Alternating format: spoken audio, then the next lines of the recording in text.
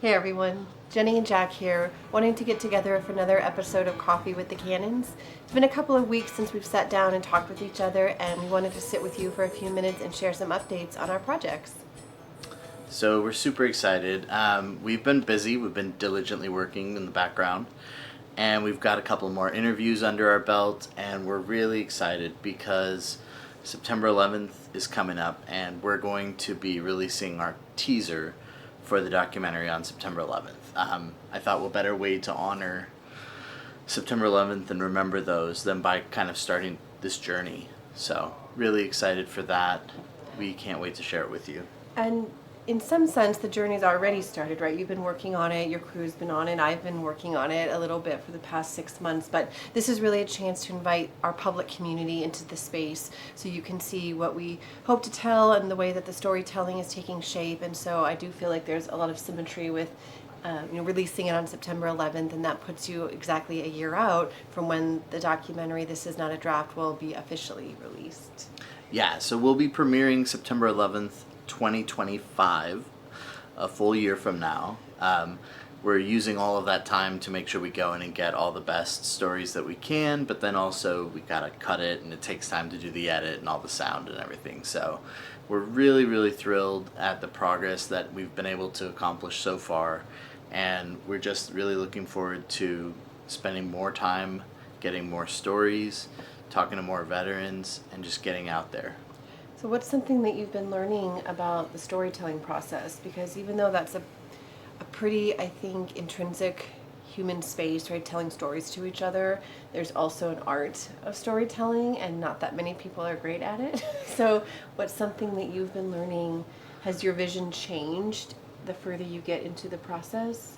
So, I mean, for me personally, as the director, as the creative kind of behind it, I want to make sure that we put out stuff that's interesting to people.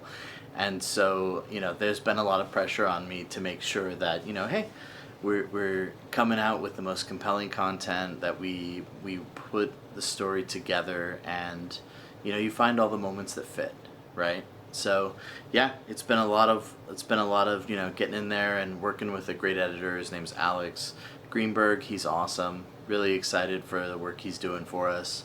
Andrew's been great, and Eric, and the team. Yeah, our whole crew is really great. We'll shout them out below in the link, but or the description below. But super great, talented team. Well, and something that's interesting is, I was an English major, so I read a lot, and I try to write, not as much as I read, but I try to write. Something that you were sharing with me the other day, we were listening to a podcast, listening to storytellers and filmmakers, that you were talking about the secondary story. So I'm very familiar with the hero's journey. Almost all great literature is based on that concept, and I don't think this story is much different than that, but I didn't understand what a secondary character was. Do you want to share? So that was something that I was learning. Just as you're going through a documentary, right, you set out, there's like 3 films that get filmed when you do a documentary, and there's the story that you set out to tell at the beginning, then there's the story that ends up going on the tapes, and then there's the story that gets edited. So I think that's kind of what she was referring to, right? Like we know the story that we want to tell. It's veterans' stories of their service and their experience serving since 9/11, but we know that along the way that things will happen, and we'll have a journey, we'll have a secondary hero's journey, right, basically. So, well, and something else that I was going to share that was of interest to me is that I think I got the sense you were still deciding if you wanted to be featured as a character, as a veteran inside of the story. And so we were filming a couple of weeks ago, and Jack gave me the opportunity to interview him. And how did you feel about that process? Does it push you towards a direction of wanting to include your story or not include your story, since you really do have a very powerful our family has a really compelling story? Yeah, so that was one of those things where at the beginning you're just like, I don't know if I'm going to do it. I really want to make sure that stories are told, and that we get these compelling stories out, but like having a director put their own story into a documentary is often risky, right? For it to be done well and for it to not look, kind of crazy. So we want to make sure that we are telling the story of why we wanted to do the documentary, as well as, the stories of other veterans. One of the things that I will say is I'm really glad that I did get interviewed, because it reminds me what is going through other veterans' heads when they're being interviewed by me. So I appreciate that opportunity because it really, like, oh man, as I'm getting in there, I need to think about the things that could be coming up and people could be thinking about. Well, you made it into the teaser, sorry. Only briefly, but we're excited to show you guys the teaser. It'll be up September 11th. It's on Facebook, LinkedIn, Instagram, and YouTube, all the places we're going to be. So we've also got a Facebook community that you can check out if you're on Facebook. And obviously we've got LinkedIn here where we'll be sharing all the updates. So we're super excited about the documentary. It's called This Is Not a Draft. We've got several veterans' stories that we're going to be sharing with you and just talking about veterans serving after 9/11 and what inspired them to serve and then how their life's been since then. So, yeah, really cool. Well, I don't have as much progress to share, so I'm still plugging away, writing a book, writing my story.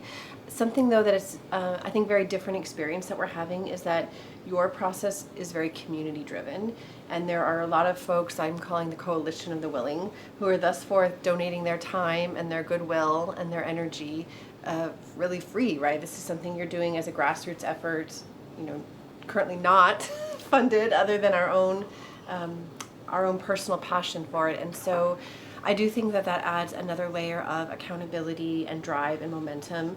And even though I'm fairly self-disciplined, I'm having a different experience. One part because I'm also getting to help you with the documentary. So I've continued to just do a lot of reading is the stage. So I'll call it my pre-contemplative stage of the writing process. So I've been reading The Four Agreements is something I just finished. Who's that by? Don Miguel Ruiz. And then Gretchen Rubin's The Happiness Project.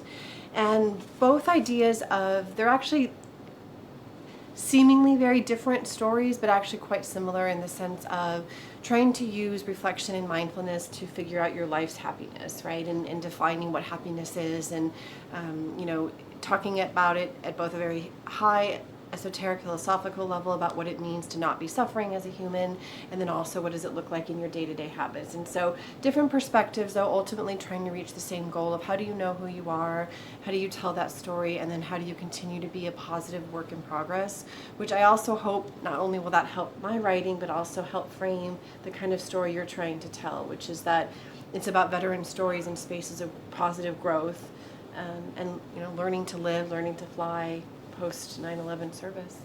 Yeah. I mean, we always talk about with the documentary, we're trying to highlight the whole variety of veterans that are out there, right? You've got people and they think of Jack Reacher and then they think of the homeless guy at the end of the off-ramp. And it's really important to me to distinguish that we have a whole variety. There's a whole spectrum of veterans, right? From the superhero special forces, go out there kicking butt guys to the other guys who are struggling. So we want to normalize this range, but then also there is so much success, right? With September being Suicide Awareness Month, we want to make sure that we encourage people to reach out, right? If you're struggling, reach out, and if you're not struggling, if you're a veteran, reach out to your buddies, just do a check on them, right? Do that buddy check, reach out to people because maybe they're not in a position to reach out on their own, and so they need somebody to reach out to them. I know many times in the history of our marriage, my wife has poked a buddy and asked him to check in on me, and it's really helped my mental space when I've been in dark places. So it's one of those things, it's not really that hard, it's super easy to check in, have a good conversation with an old buddy, and go from there. So definitely want to encourage people to do that. All right. Well, I am excited. I've seen the teaser about 20 times right now, and I cry every time I see it, and it's beautiful.